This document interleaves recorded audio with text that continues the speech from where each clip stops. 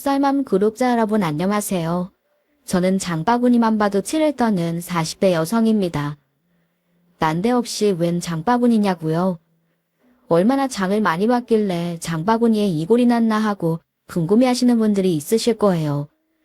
하지만 제가 장바구니에 치를 떨게 된 건 바로 지금은 완전 남남이 된 배은망덕하기 짝이 없는 제 전남편 때문이에요. 이 은혜도 모르는 전남편이 마지막으로 한 말은 아직도 너무 황당해서 생생하게까지 하네요.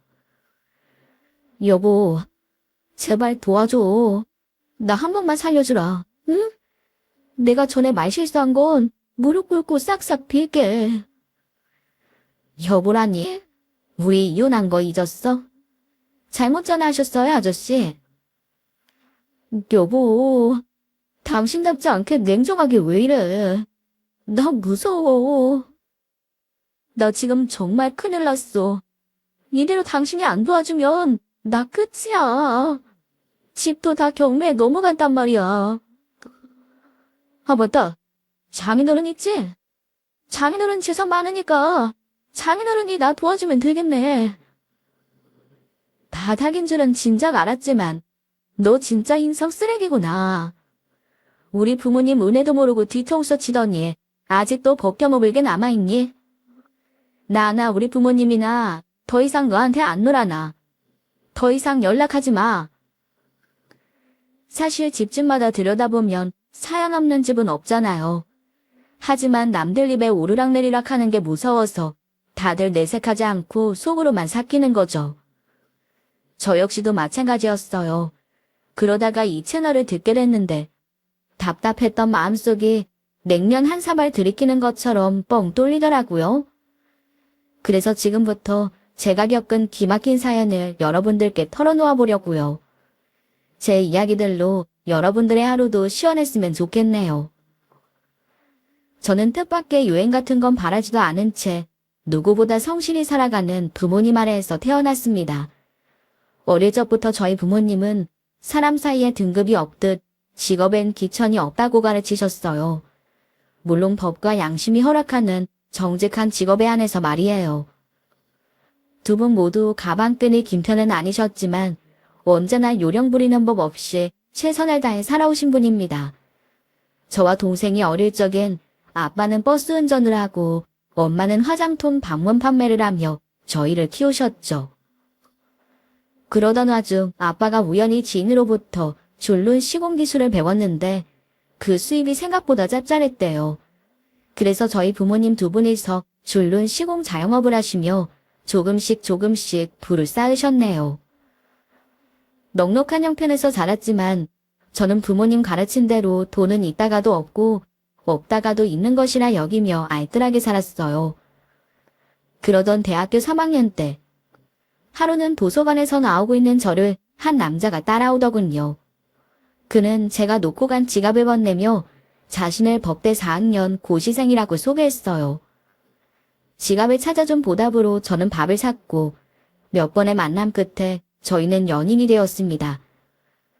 이후 제가 한 잡지사에 인턴을 거쳐 대리로 승진할 때까지 그는 여전히 수험생 신세를 면치 못했고 전 그의 고시원 방세는 물론 생활비를 빌려주기도 하면서 그를 뒷바라지했네요. 그런데 제가 32살이 되던 해 평소와는 달리 멀끔한 양복을 입은 그가 제게 말했습니다. 그동안 고생 많았지? 나 만나는 거 주변에서 얼마나 만류했는지 사실 다 알고 있었어. 이제껏 비싼 밥 한 번 못 사주고 좋은 곳 데려간 적도 없었는데 어쩜 넌 단 한 번도 싫은 내색한 적이 없더라. 시험에 붙을지 말지도 모르는 나를 위해 늘 묵묵히 뒷바라지 해주고 내 부모님도 너처럼 해주진 못했을 거야. 그래서 말인데 우리 결혼하자. 응. 갑자기 결혼이라니? 그게 무슨 소리야? 나 이제 정신 차렸어. 방금 제약회사 면접 보고 오는 길이야. 내일부터 출근하래. 언제 붙을지도 모르는 시험에 매달리면서 너 더 고생시키고 싶지 않아. 이제 우리 남들처럼 평범하게 애 낳고 살자. 친정부모님께 결혼 허락을 받으러 간 날, 그는 생각보다 부유한 저희 집을 보고 주눅이 든 것 같았습니다. 오랜 시험 준비로 모아둔 돈도 없던 탓에 더더욱 기죽어 있었죠. 그럼 그의 어깨를 다독이며 저희 아빠가 말씀하셨습니다. 노느라 돈을 못 모은 것도 아니고 열심히 공부하느라 그런 건데 괜히 풀 죽어 있을 필요 없네. 내가 살아보니까 돈보다 중요한 건 사람 됨됨이랑 성실함이더라고. 찬밥 돈밥 가리지 않고 주어진 일 열심히 해나가다 보면 노력은 절대 배신하지 않을 거야. 듣자하니 자네 우리 딸 더 고생시키기 싫어서 고시 공부 포기하고 취업한 거라던데 맞나? 네, 맞습니다. 붙을지 안 붙을지도 모르는 시험 때문에 더 이상 제 뒷바라지하는 모습을 두고 볼 수가 없었어요. 결혼 허락만 해주신다면 평생 고생시키지 않고 알콩달콩 잘 살겠습니다. 그렇게 서로 아끼고 사랑하는 마음만 변치 않는다면 우리가 반대할 이유는 없지. 아직 자리 잡으려면 시간이 필요할 테니 신혼집은 우리가 마련해주겠네. 그저 내 딸만 행복하게만 해주게. 아버님, 어머님, 정말 감사합니다. 이 은혜는 절대 잊지 않겠습니다. 이 약 물고 노력해서 전부 다 갚을게요. 평생 친아들처럼 효도하며 살 테니 지켜봐 주세요. 손익 따지지 않고 그저 저희의 앞날만을 응원하며 지원해준 친정과는 달리 시댁의 분위기는 전혀 딴판이었습니다. 한눈에 봐도 호락호락해 보이지 않던 시어머니는 괄괄한 여장부 같은 목소리로 제게 말씀하셨어요.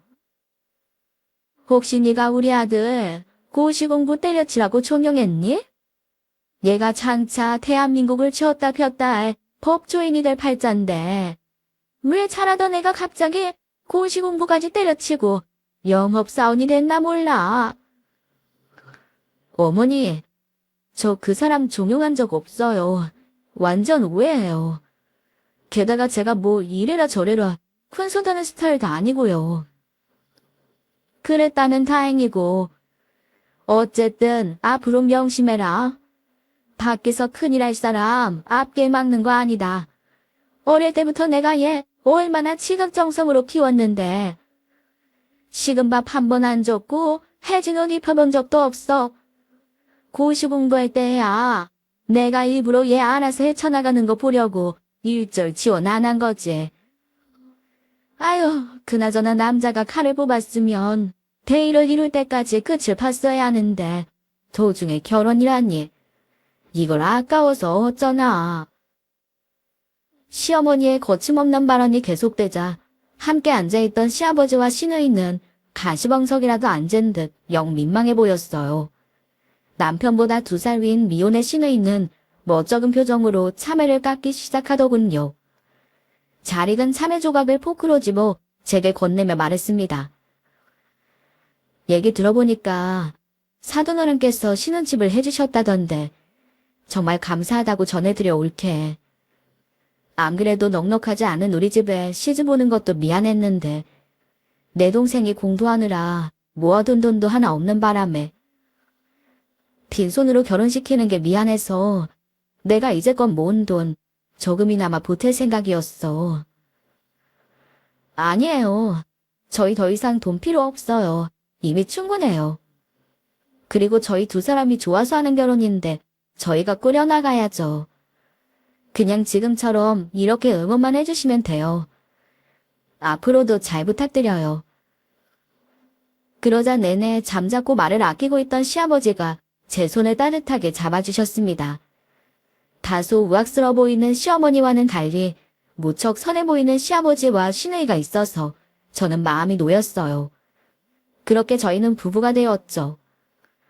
어떤 조건도 따지지 않고 오직 서로만 보고 택한 결혼이라 그런지 이 세상에 마치 저희들만 존재하는 것처럼 그렇게 서로를 아끼고 의지하며 살았습니다. 2년 후 축복 같은 아기가 찾아왔어요. 저와 남편의 장점을 골고루 닮은 사랑스러운 딸이었죠. 가족이 늘어 행복한 것도 잠시, 저는 잘 다니던 회사로부터 출산휴가를 거부당했어요. 취재와 외근이 일상인 업무라 그런지 윗선에서는 제가 알아서 퇴사하기를 바라는 눈치였습니다. 결국 저는 권고사직을 당했죠. 하지만 남편의 월급으로 세 사람이 살아가기엔 턱없이 부족했어요. 저는 육아와 폐의가 동시에 보장되는 일거리를 찾아야 했습니다. 물론 그런 일은 하늘의 별 따기란 걸 이미 알고 있었지만 아이를 돌보며 끊임없이 이력서를 넣었네요. 그런데 어느 날 밤 술에 잔뜩 취한 채 밤늦게 퇴근한 남편이 제게 청천벽력 같은 말을 하더군요. 나 회사 그만뒀어. 그게 무슨 소리야? 갑자기 왜? 차근차근 좀 말해봐. 도저히 더러워서 못 해먹겠어. 내가 영업사원으로 일하는 거지. 갑질에 놀아나려고 일하는 게 아닌데. 오늘 내가 외근 나가서 뭘 한 줄 알아? 병원 변기 뚫고 원장에 픽업까지 했어. 처음엔 그냥 좋은 게 좋은 거다 하고 참았는데 이건 뭐 하나 해주면 열을 말하고 끝이 없어. 여보, 당신이 얼마나 자괴감에 빠졌을지 알 것 같아. 솔직히 나 당신까지 갑자기 회사 그만뒀다고 했어. 그럼 우리 세 식구 당분간 어떻게 살아야 하나 눈앞이 캄캄했는데 당신 얘기 들으니까 그동안 당신 고생한 게 상상이 돼서 눈물이 난다. 걱정 마. 내가 결혼할 때 그랬잖아. 당신 더 이상 고생 안 시킨다고. 안 그래도 오늘 때려치자마자 동창회 지인까지 다 소송원해서 일자리 구하고 있으니까 곧 좋은 자리 구할 거야. 조금만 기다려줘. 이미 사직서까지 제출한 마당에 원망한다고 달라질 게 없다는 걸 저는 잘 알고 있었습니다. 그래서 불안하지만 남편의 재취업을 믿고 기다리기로 했죠. 그리고 솔직히 남편 말을 들으니 그간 남편의 고생이 진심으로 마음 아프기도 했네요. 그렇게 며칠 후 소식을 들은 친정아빠가 저희를 찾아와 남편에게 말했어요. 회사에서 마음고생 심했다고 들었네. 그간 고생 많았어. 네. 그렇지만 식구도 늘어난 마당에 갑자기 그만둬서 조금 면목이 없습니다, 아버님. 어찌됐건 지난 일을 빠르게 털어버려야 새 일자리도 구할 수 있겠지. 전 직장에서 받은 상처는 이제 씻어 보내게. 네. 안 그래도 매일 이력서도 넣고 지인들한테 연락해서 일자리 주선 좀 부탁하고 있는데 요즘 구직난이 심하다 보니 아무래도 쉽지가 않네요. 마땅한 자리도 없고요. 사실 그럴 것 같아서 내가 오늘 찾아온 건데 말이야. 나도 집사람과 지금 이 일을 하기까지 이저일 안 해본 일이 없었어. 그러다가 기술을 배우고 나니 참 쓸모가 많더라고. 나한테 죽는 시공을 배워보는 게 어떻겠나?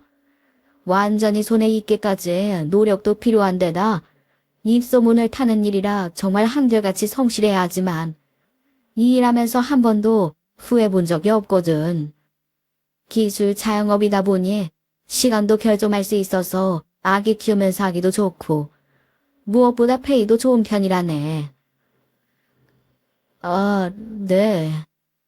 한번 생각은 해보겠습니다. 저는 친정아빠의 제안이 정말 반갑게 느껴졌지만 남편의 대답은 다소 미지근했어요.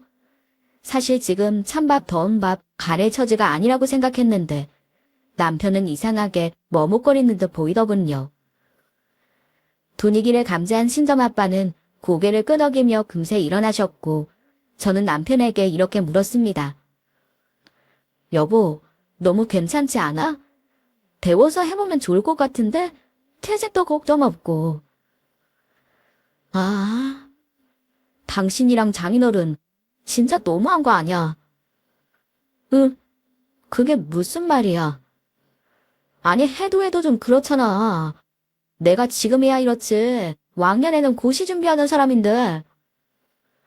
고시 준비하던 사람은 뭐 이런 일 하면 안 돼? 여보 그런 뜻이 아니잖아. 뭘 그렇게 꼬아서 들어. 내 말은 나 책상에 앉아서 공부만 하던 사람이라는 거야.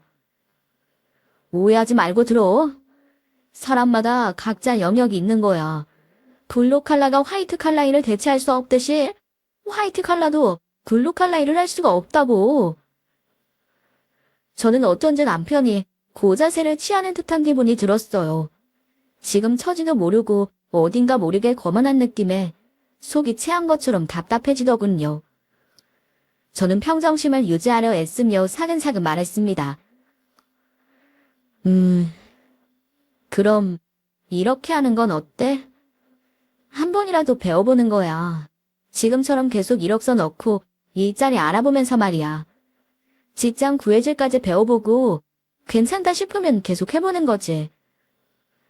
우리 가족 사실 지금 좀 발등에 불붙은 상황이잖아. 아기 분유값이랑 기저귀 값이라도 벌어야 되는데. 여보, 취업은 내 힘으로 내가 알아서 할게. 걱정하지 말고 기다려. 내가 한 말 기억나지? 나 당신 고생 안 시켜. 그러니까 장인어른이 2번 다시 나한테 하라고 하지 마.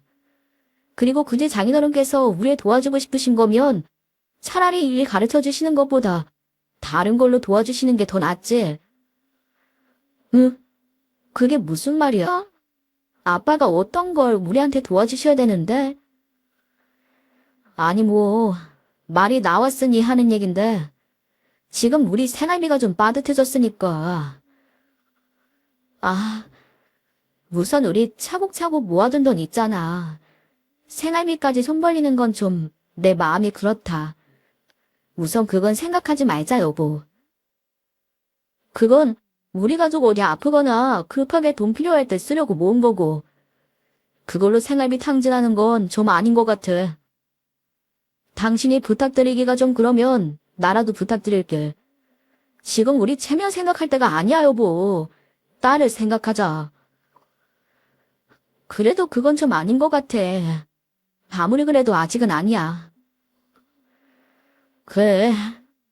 나도 솔직히 마음 좀 불편했어. 그냥 해본 말이야. 잊어버려. 하지만 얼마 후 저는 남편 핸드폰을 보다가 제 친정아빠 이름으로 입금된 돈을 보고야 말았습니다. 날이 밝을 때까지 한숨도 못 잔 저는 아침이 되자마자 바로 친정부모님을 찾아갔습니다. 그리고 남편 대신 제게 일을 가르쳐달라고 이야기했네요.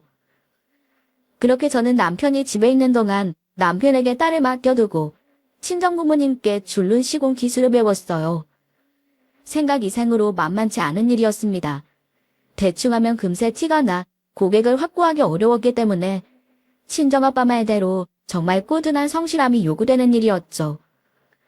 일을 하고 나면 무릎과 손등이 너무도 아파왔지만 견디다 보니 금세 적응되었습니다. 시간이 흘러 저는 친정부모님의 줄눈 시공업체를 그대로 물려받았어요. 오랜 세월 꾸준한 성실함으로 고객들의 신뢰를 쌓은 부모님께 누가 되지 않기 위해 저는 더욱더 열심히 일했습니다. 친정아빠의 말대로 노력은 절대 배신하는 법이 없었네요. 이 동네 저 동네 소문이 나 신규 고객이 늘어갔고 저는 매월 2천만 원이 넘는 순수익을 벌 수 있었습니다. 하지만 친정부모님의 가르침대로 저는 늘 알뜰했고 사치 한번 하는 법이 없었죠. 5년의 시간이 흐르는 동안 남편은 4번이나 회사를 관뒀어요. 각각 5개월의 벽도 넘지 못한 채 남편은 제 발로 걸어 나왔습니다. 퇴사의 이유는 늘 그럴싸했지만 제 수익을 믿고 너무도 쉽게 회사를 관두는 것처럼 보이더군요. 그리고는 얼마 후 공무원 시험을 보겠다고 했습니다. 또 얼마 후에는 공무원 시험이 아닌 노무사 시험을 보겠다고 하더군요. 그러던 어느 날 남편이 갑자기 들뜬 표정으로 제게 말했어요. 여보, 나 하고 싶은 게 생겼어. 응. 당신 시험 준비하고 있던 건 어떻게 하고? 아니야. 생각해보니까 노무사는 내 적성에 좀 안 맞는 것 같더라고. 당신 정민이 알지? 나 예전에 제약회사 다닐 때 동기 말이야. 알지. 그 친구 이름 오랜만에 듣는 것 같네. 걔가 회사 때려치고 사업 준비하느라 엄청 바빴대. 근데 말도 마. 이 사업 완전 대박이야. 저는 불안감이 엄습하는 것을 애써 숨겨가며 태연한 표정으로 물었어요. 하지만 남편은 잔뜩 신이 난 나머지 제 불안함을 잊지 못하는 것 같았습니다. 남편은 핸드폰 화면에서 한 음료를 보여주며 말하더군요. 잘 봐. 이 덩어리를 음료에 넣어서 먹는 건데 보기엔 이래 보여도 입에 넣자마자 식감이 장난 아니라네. 쫀득한 게 음료랑 섞였을 때 환상이라는 거지. 그래서 이게 지금 외국에서 엄청 인기를. 근데 놀라지 마. 이걸 한국에 들여온 게 바로 정민이네 매형이래. 정민이가 이걸로 매장 내려고 준비 중인데 나한테 부업하겠냐고 제안을 하더라고. 여보, 근데 갑자기 사업이라니. 우리 계획이랑은 너무 다르지 않아? 당연히 계획엔 없었지. 근데 기회는 언제나 타이밍이잖아. 우리 엄마 나 어릴 때부터 여러 가지 사업했었거든. 그걸 보고 커서 그런가. 나도 지금까지 몰랐었는데 내가 사업에 대한 욕구가 있었나 봐. 그렇다고 막 아무거나 하려는 게 아니라 정민이 매형 만나서 사업 설명 천천히 들어보니까 이거 진짜 승산 있겠더라고. 저는 아무래도 안 되겠다 싶어서 시어머니께 전화를 걸었어요. 지금 남편을 말릴 수 있는 건 집안의 실세이자 여장고인 시어머니뿐이란 생각이 들었습니다. 남편은 시어머니기에 놀려 커왔기 때문에 지금까지도 시어머니 말이라면 거역하는 법이 없었거든요. 통화 연결음이 울리자마자 시어머니가 불이 났기에 전화를 받았습니다. 어머니냐? 무슨 일이냐? 어머니, 저희 남편 좀 말려주세요. 이게 웬 봉창 도드리는 소리냐? 애비가 노가리도 아니고 지푸도 아니고 대체 뭘 말리라는 거야? 말 같은 소리로 좀 해라. 시험 준비한다던 사람이 갑자기 무슨 바람이 불었는지 사업하겠다고 지금 난리예요. 들어보니까 믿을 만한 건지도 모르겠고 불안해 죽겠어요. 어머니 말씀이라면 무조건 듣는 사람이니까 어머니가 알아듣게 얘기 좀 해주시면 안 될까요? 얘가 진짜 집안 말아먹으래네. 네? 어머니, 갑자기 그게 무슨 말씀이세요? 너 내가 그랬지. 밖에서 큰일 할 사람 앞길 막는 거 아니라고. 애비가 오련히 알아서 잘할 일을 네가 왜 팔목 붙잡고 막아서는 거냐? 말이 나왔으니 말인데 너 결혼 전에도 애비 팔목 잡아서 고시공부도 때려치게 했잖아. 조금만 더 공부했으면 애비가 지금 이러고 살기나 하겠니? 얘가 대한민국에서 제일 가는 판검사가 되려였는데 너가 그렇게 결혼하자고 쪼르고 졸라대는 바람에 부인 등살 아래서 이 모양이 이 꼴로 살고 있는 거 아니야? 어머니, 저 더 이상은 못 참겠어요. 제가 대체 무슨 앞길을 막았다는 거예요. 고시 공부할 때 솔직히 어머니, 고시원비 한 푼도 안 내주셨잖아요. 그럼 그 뒷바라지 다 누가 했겠어요? 가족도 아닌 제가 한 거 뻔히 아시면서 어떻게 이런 말씀을 하세요? 솔직히 지금껏 남편이 본인 입맛대로 회사 그만둘 때마다 저희 세 식구 생활비에 시댁 생활비, 아버님 몰래 드리는 어머니 용돈들 다 제가 번 돈에서 나가도 저 불만 한 번 말한 적 없어요. 아이고, 뭐? 내 용돈? 예, 내가 꼭 필요한 데가 있어서 너한테 아주 가끔 돈 가지도 않은 소액 몇 번 달라고 한 거 가지고 이렇게 생색내는 거냐? 돈 같지도 않은 소액이라뇨. 제가 드린 생활비를 제외하고 어머님 용돈 드린 것만 벌써 자그마치 2억이 넘어요.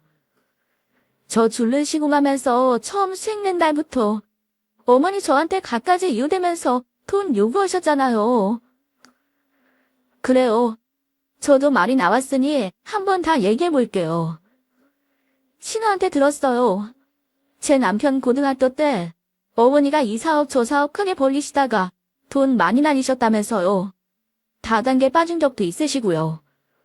그래서 그거만 해보겠다고 도박까지 하신 거 저 이미 다 알고 있다고요. 그래서 솔직히 어머니가 저한테 돈 달라고 하실 때마다 진짜 필요해서 가져가시는 건지 또 도박하시려는 건 아닐지 너무너무 불안했지만 그냥 꾹 참고 드렸던 거예요. 근데 이렇게 말씀하시니까 정말 서운하네요. 10개 물속은 알아도 사람 속은 모른다더니. 너 내 앞에선 아주 순진한 얼굴로 네네 하더니 뒤에선 살쾡이처럼 무명하게 이 생각 저 생각하며 살았던 모양이다. 너 요즘 돈 많이 번다고 아주 기세등등하구나. 유세가 장난 아니네. 얼마나 잘났다고 하늘 같은 시어머니한테 생색질이야. 아무래도 안 되겠다. 너 돈 좀 번다고 내 아들 기죽이고 사는 것 같은데 내가 나서서라도 애비 사업 시켜야겠다. 어머니, 왜? 너 설마 애비가 너보다 더 많이 벌까봐 겁나서 그러냐? 남의 욕실에 쭈그려 앉아서 버는 코 묻은 돈 애비라고 못 벌어올까봐? 애비는 판만 깔아주면 어디서든 훨훨 날아다닐 사람이야. 이거 왜 이래? 그리고 자고로 크게 되려면 큰 물에서 놀아야 하는 법이다. 너는 그렇게 평생 너네 아빠처럼 욕실 바닥에서 일하며 살아. 성공 앞둔 애비한테 감나라 배나라 하지 말고. 시어머니는 그 길로 바로 남편에게 전화를 건 것 같았습니다. 가뜩이나 사업 바람이 든 남편에게 더욱더 바람을 불어넣은 것 같았죠. 남편은 신이 나서 결국 친구와 동업을 시작했고 동업 사업 자금을 대는 것은 고스란히 제 몫이었어요. 이럴지도 모를 돈이라는 생각이 들었지만 저는 눈 딱 감고 남편에게 말했습니다. 나 사실 불안한 마음 크지만 당신이 그렇게 원하니까 한번 믿어보는 거야. 어쨌든 이왕 시작하는 거 잘해봐. 그런데 여보, 이 도맘에 내가 모아둔 돈 주는 건 이번이 마지막이야. 앞으로 우리 각자 번 돈 따로 관리했으면 해. 알겠어. 믿어줘서 고마워. 내가 지금까지 당신 힘들게 한 거 한 번에 만회할게. 진짜 죽을 힘을 다해서 최선을 다할게. 남편은 감격한 듯 저를 꼭 안아주었어요. 남편의 말은 거짓이 아니었습니다. 남편은 지금까지 봐온 모습과는 달리 정말 죽을 힘을 다해 열심히 하는 것처럼 보이더군요. 매일 해 뜨기 전에 나가서 어둑해져서에 돌아왔습니다. 입에 바른 소린 줄 알았는데 정말로 전에 없이 열심히 사는 남편을 보니 점차 저도 마음이 놓여왔고 든든했네요. 그리고 참 다행스럽게도 남편의 안목은 맞아떨어지는 것처럼 보였어요. 트렌드를 잘 읽은 건지 남편과 동업자가 파는 음료는 여러 매체를 타며 유행처럼 번져갔고 비슷한 아리 매장들도 전국에 생겨나기 시작하더군요. 2년 후 남편은 어엿한 사장님이 되었고 갑자기 성공한 사람들이 그렇듯 점점 사치에 눈을 떠갔습니다. 사업 목적이라고 하긴 했지만 동업자와 동남아로 골프 여행을 가기도 했어요. 어느 날 남편이 제게 명품 원피스를 건네며 말했죠. 자, 이거 받아. 당신 선물로 옷 한 벌 샀어. 이게 뭐야? 잠깐, 가격표가 대체 일시, 백, 천, 만. 이 옷 한 벌이 300만 원이나 한다고? 전스럽게 왜 이래? 그냥 성공한 남편이 턱턱 사주면 고맙습니다 하고 받으면 될걸. 그래. 마음은 정말 고마워, 여보. 근데 이렇게 치렁치렁한 옷을 어디서 입나? 진짜. 누가 이거 당신 일할 때 입으래? 어엿한 사모님인데 이제 좀. 이런 티셔츠 쪼가리 입고 다니지 말고 고상하게 꾸미고 다니란 뜻이야. 그리고 말이 나와서 말인데 제발 좀 그 줄눈 시공일 이제 그만두면 안 돼. 보기만 해도 내가 지긋지긋하다. 내일이 왜 지긋지긋해? 나 내일 진짜 좋아해. 고맙게까지 하고. 결혼 생활하는 동안 우리 경제적으로 어렵던 때도 있었지만 그래도 이해 덕분에 우리 세 식구 건듯하게 잘 살아왔잖아. 그때 친정부모님께 일 배우지 않았더라면 우리 식구 매번 돈에 쪼들리며 힘들게 살았을지도 몰라. 그래서 나 아직도 일하는 게 너무 좋고 행복하다고. 무엇보다 적성에도 잘 맞고. 직업을 무시해서가 아니잖아. 그냥 난 당신이 그렇게 육체적으로 힘든 일하는 게 마음이 아프다고. 그래, 당신 말처럼 당신이 그때 그 일 배우지 않았더라면 우리 식구 쪼들림에 살았을지도 모르지. 근데 어쨌든 지금은 아니잖아. 내 사업 완전 대박 터져서 떵떵거리면서 팔 잡혔는데 왜 아직도 계속 일을 하냐고. 그냥 일 자체를 안 하고 집에서 좀 쉬면 안 돼? 내가 당신 고생시킨 거 만회하고 싶다고. 내 마음을 진짜 모르겠어? 남편의 이야기를 듣고 나니 어느 정도 그의 마음이 이해가 갔습니다. 남편은 결혼 생활 대부분 동안 이렇다 할 수입 없이 산 게 미안했던 모양이었어요. 그래서 이제 제가 고생 그만하고 집에서 편히 쉬길 바랬던 것 같습니다. 하지만 저는 이미 제 일을 깊게 사랑하고 있었어요. 자부심도 있었고요. 그래도 남편의 마음을 생각해 업무량을 조금 줄이기로 했네요. 남편과 있을 땐 그럴듯한 옷을 입기도 하고요. 얼마 후 어버이날이 찾아왔어요. 이날이 저와 남편의 사이를 완전히 바꿔놓을 날이라는 건 꿈에도 몰랐네요. 양가 부모님 선물을 준비하려던 제게 남편이 말했습니다. 이번 어버이날부터는 양가 부모님 모두 다 내가 챙길게.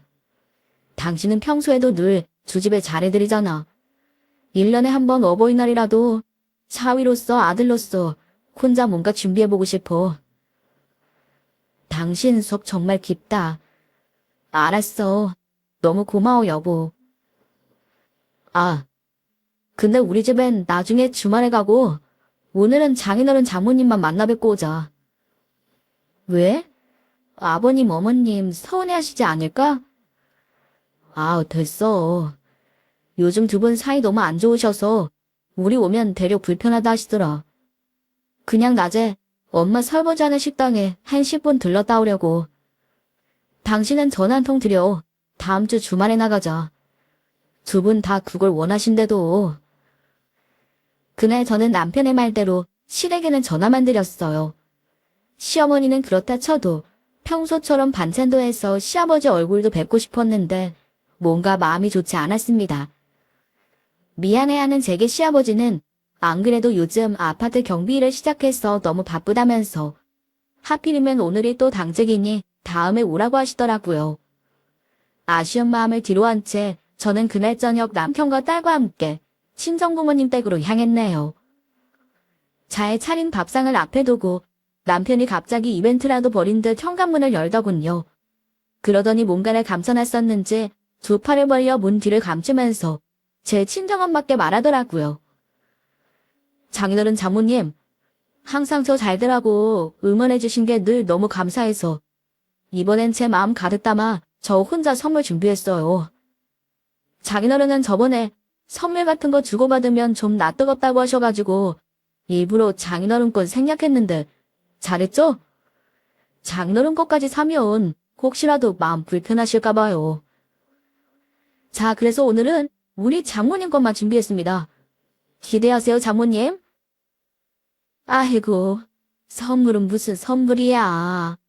진짜 우리 사이밖에 없네. 정말 고마워. 자, 장모님, 여기 보세요. 짜잔! 드디어 남편이 문 뒤에 감춰두었던 선물이 만천하에 공개가 됐습니다. 그런데 설레는 표정으로 보고 있던 저와 친정부모님, 그리고 심지어 제 딸의 표정까지도 단숨에 굳어버리고 말았어요. 너무 황당한 나머지 할 말을 이은 친정부모님 대신 제가 화를 억지로 억누르며 남편에게 말했습니다. 이게 뭐야, 여보? 에이, 당신도 참. 이거 몰라? 장바구니잖아. 바퀴 달린 장바구니. 그래, 이건 장바구니지. 장바구니가 선물이라고? 응, 당연하지. 잘 봐봐. 이렇게 캐리어처럼 생긴 장바구니가 장 볼 때 엄청 위험하거든. 카트 대신 질질 끌고 다니면서 장 보면 얼마나 편한데. 장모님 좋으시죠? 남편의 말에 친정엄마는 상기된 얼굴을 감추려 애써 미소를 지으며 이렇게 말했어요. 고맙네. 잘 쓸게. 장모님, 이제 장 보고 나서도 힘들게 짊어지고 올 필요 없어요. 장모님 허리 생각해서 제가 특별히 산 거니까 쓸 때마다 저희 생각하세요. 어, 근데 사실 이런 장바구니 집에 있긴 한데. 에이, 원래 있던 건 10,000원도 안 되는 싸구려 아니에요? 이거랑 비교 불가죠. 이건 가벼운 데다가 무엇보다도 방수라서 무려 24,000원이나 주고 산 거예요. 방수니까 비 올 때도 장보러 가세요. 그래. 여러모로 신경 써줘서 고맙네. 이제 밥이나 먹을까? 너희들 온다고 해서 내가 구입이랑 갈비랑 잡채해놨어. 식기 전에 얼른들 먹어. 저는 우라통이 터질 것 같아서 밥도 제대로 안 넘어갔습니다. 초등학생인 딸 역시도 뭔가 잘못됐다는 걸 느꼈는지 밥을 깨작거렸어요. 그런데 남편은 기껏 24,000원짜리 장바구니를 준비하고는 저희 친정엄마가 정성껏 차린 밥상을 거덜내더군요. 정이 떨어졌습니다. 집에 돌아가는 길에 저는 차 안에서 남편에게 이렇게 말했어요. 당신 정말 너무하는 거 아니야? 우리 엄마 아빠가 당신한테 얼마나 잘해줬는데 오보이날 선물로 그깟 장바구니 해줄 수가 있어. 그것도 생색이란 생색은 다 내고는. 그깟 장바구니라니. 당신 말이 좀 심하다. 그렇잖아. 솔직히 우리 어렵게 시작했을 때 신혼집도 마련해주시고 매번 도움만 받았는데 어떻게 오보이날 선물을 그런 걸 드릴 수가 있어. 그리고 내가 모를 줄 알아. 우리 사정 어려울 때 아빠가 나 몰래 당신한테 생활비 줬던 거. 엄마는 매번 자기가 좋아하는 반찬 가득해서 챙겨줬는데 나 당신 그렇게 안 봤는데 생각보다 속물이구나. 뭐라고? 아니 그렇잖아. 당신이나 당신 부모님이나 맨날 돈에 관심 없는 척 고결한 척 하면서 돈은 있다가도 없는 거다. 사람이 중요하다. 마음이 중요하다. 선비처럼 이따위 말이나 해대더니 결국엔 돈이 제일 중요하네. 위선이나 떨지 말든가. 뭐 지금 말 다 했어? 그때였습니다. 갑자기 신혜이에게서 전화가 걸려왔어요. 전화를 받는 순간 신혜이가 다급한 목소리로 제게 이렇게 말했습니다. 올케, 그렇게 큰 선물을 엄마한테 주면 어떡해? 네? 그게 무슨 소리예요? 그 명품백 말이야. 아무리 어버이날 선물이라지만 900만 원이나 하는 명품백을 사주면 어떡하냐고. 우리 엄마 보면 몰라. 분명히 그 명품백 팔아서 도박할 거 뻔한데 아무리 큰 걸 해주고 싶다 해도 그런 거 주면 어떻게 올게. 마음은 알겠는데 이런 선물 우리 엄마 같은 사람한텐 독이 되는 선물이야. 형님, 제가 다시 전화드릴게요. 옆에서 통화 소리를 다 들었는지 남편의 얼굴은 사색이 되어 있었죠. 저는 화가 머리 끝까지 난 상태로 남편에게 소리쳤습니다. 명품백 900만 원? 당신 제정신이야? 진짜 어떻게 이럴 수가 있어? 우리한테 도움만 준 친정에는 인심 쓰듯 꼴랑 24,000원짜리 장바구니 주더니 매번 용돈이다 여행자금이라면서 하루가 멀다하게 용돈 받아가던 시어머니한테는 900만 원짜리 명품백을 줘. 진짜 미친 거 아니야. 여보, 진정하고 내 말 좀 들어봐. 그래, 실컷 얘기해봐. 어디 당신 변명 한번 들어보자. 당신 맨날 우리 친정에 뭐라고 했어. 너무 고맙다고, 면목 없다고, 은혜 갚겠다고 했지? 그래서 이게 당신이 말한 은혜니. 24,000원짜리 바퀴 달린 장바구니에 선심 쓰며주는 게 당신이 말한 은혜 갚는 방법이야? 솔직히 까놓고 말할게. 나 성공한 거 다 우리 엄마 덕분 아니냐? 나 사업 시작한다고 했을 때 당신은 말렸고 우리 엄마는 사업 실컷 하라고 밀어줬지. 남자는 그물에서 놀아야 한다고. 그러니까 엄마 덕분에 내가 이렇게 성공한 거고 성공했으니 당연히 그 보답을 받아야 하는 건 우리 엄마라고. 그래서 당신 사업자금 내준 게 누군데? 털어나잖아. 근데 어떻게 우리 친정에 이럴 수가 있어? 어떻게 나한테 이래? 고시 뒷바라지 하면서 연애한 게 9년, 그리고 결혼 생활 10년을 합하면 저는 거의 20년 가까이 남편과 알고 지냈는데 순간 참 남편이 낯설게 느껴지더군요. 더 화를 내고 싶었지만 뒷좌석에 앉아 불안한 표정으로 눈치 보고 있는 딸을 보니 더 이상 어떤 말도 할 수가 없었네요. 그러던 어느 날이었습니다. 시아버지가 쓰러졌다는 신호에 전화를 받고 저는 정신없이 병원으로 달려갔어요. 췌장암 말기라더군요. 의사는 췌장암이 증상이 거의 나타나지 않아 한참 시간이 지난 후에야 발견되는 침묵의 병이라고 했죠. 게다가 이미 손을 쓸 수 없을 정도로 진행이 돼 병원에서도 어쩔 방도가 없다고 했습니다. 청천벽력 같은 소식에 눈물만 쏟아내고 있는데 아무리 봐도 시어머니가 보이질 않는 거예요. 남편도 시누이도 전부 달려왔는데 시어머니만 어딜 갔는지 오지 않았어요. 형님, 어머니한테 전화 안 해보셨어요? 제가 할까요? 그게 엄마가 설거지하는 식당에 전화해봤는데 얼마 전에 그만뒀다 하더라고. 네, 그럼 지금 어디 계신 거예요? 또 도박장에 계신 것 같아 울게. 나도 엄마한테 너무 화가 나서 미칠 것 같다. 아빠 아픈 줄도 모르고 맨날 이상한데 정신이 팔려서. 아빠는 내가 잘 돌볼게. 차로 집에만 좀 데려다 주라. 아니요. 아버님 옆에 누가 붙어서 돌봐야 하는데. 형님네 회사 약은 엄청 많잖아요. 지금도 겨우 온 거 아니에요? 아무리 생각해도 어머님은 아버님 제대로 돌볼 것 같지도 않고.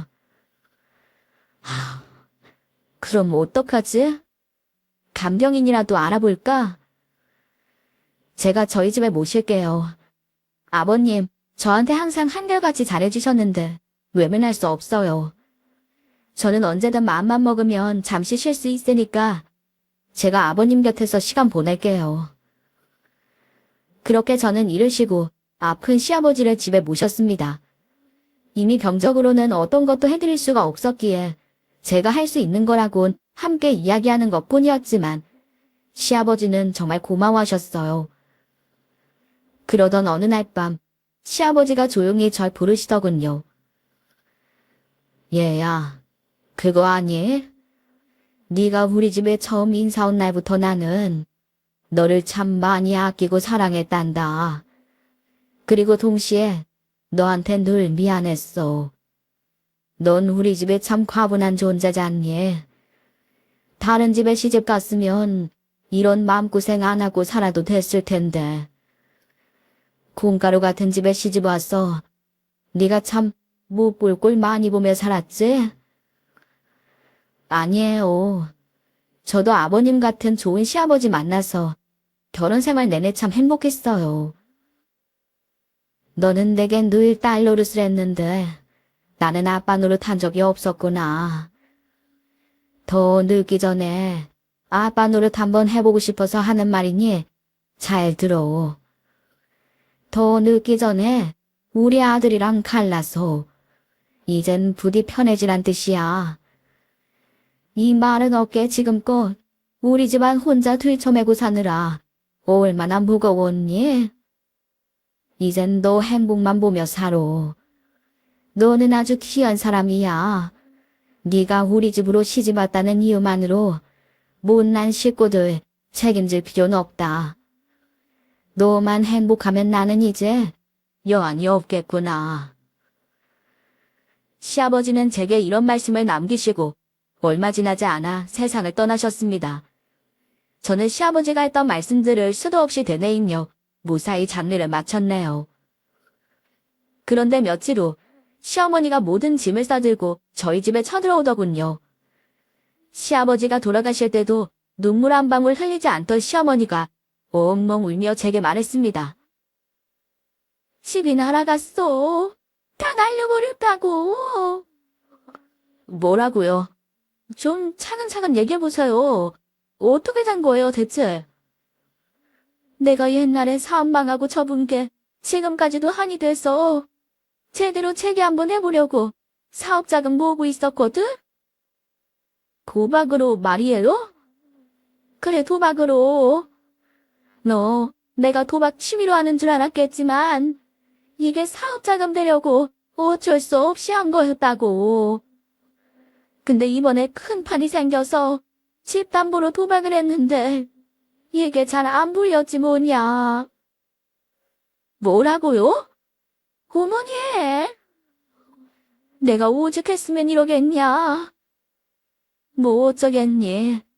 이 집 살면서 내가 너 살림 좀 도와주고 손녀도 키워줄 테니까 너랑 애미가 내 남은 빚 좀 갚아다오. 절대 안 돼요.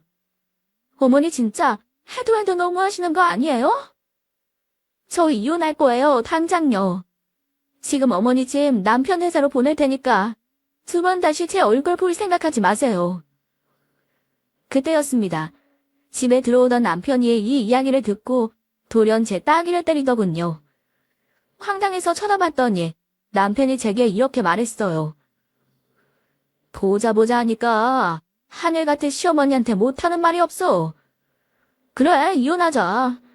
소시적 나보다 좀 많이 벌었다고 우리 엄마까지 무시하냐. 이거 왜 이래?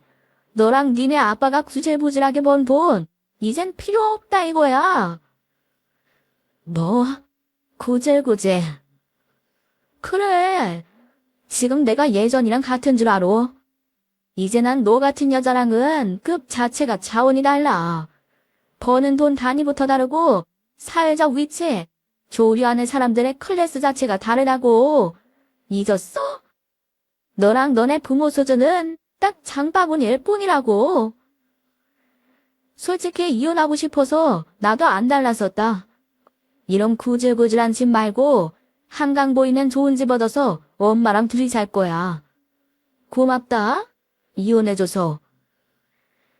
그렇게 얼마 후 저희는 법적으로 완전히 남남이 되었어요. 친정부모님의 위로와 지지 덕분에 저는 그간 받은 상처들을 훌훌 털고 빠르게 일상으로 돌아왔습니다.